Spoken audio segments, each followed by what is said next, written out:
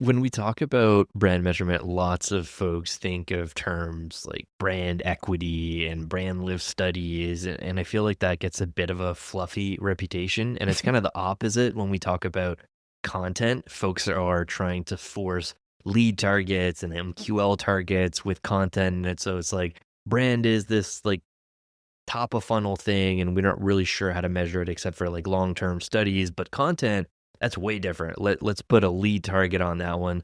Talk to us about like the tangible outcomes of brand and the like other outcomes of content that you've kind of researched and investigated. Like on your site, you talk about like purchase intent, consideration sets, and memory structures. I found that really interesting. Maybe unpack that for us.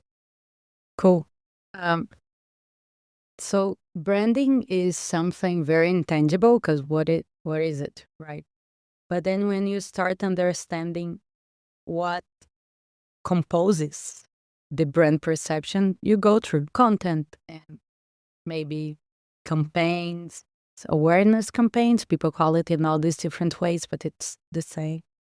Or referral, or community, or events, sponsoring things, being on podcasts, thought leadership. So you have all those actions, marketing actions and initiatives that we consider branding.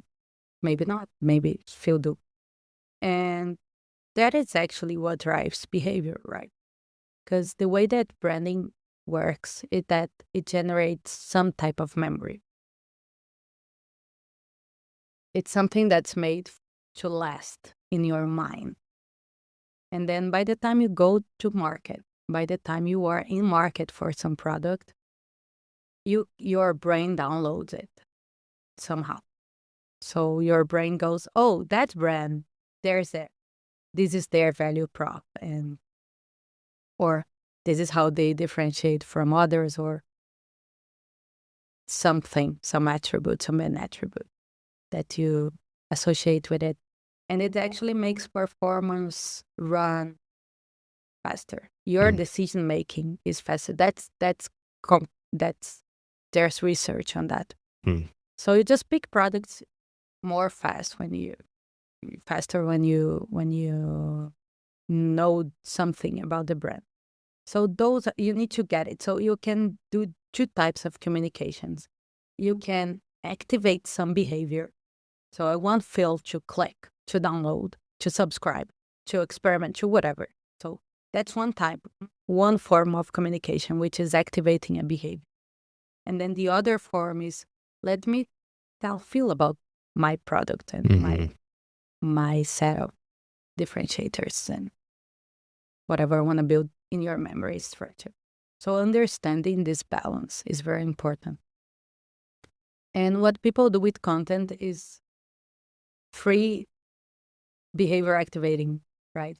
But you can only do it. And sometimes you're like, oh, it went viral, but no one clicked. Yeah, because probably a different type of communication. It's something that I want to relate about.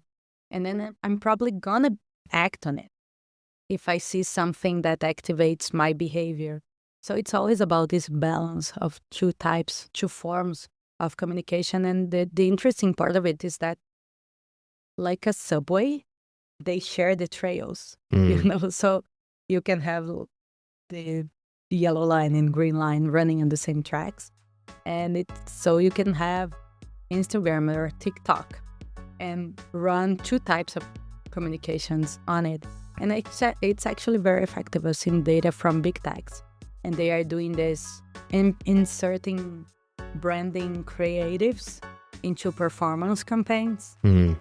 And it actually lifts the entire performance because I just reminded you of who I am, and then I activate your behavior. So I think it's a more complex problem than what's generating sales. Let's just double down on that,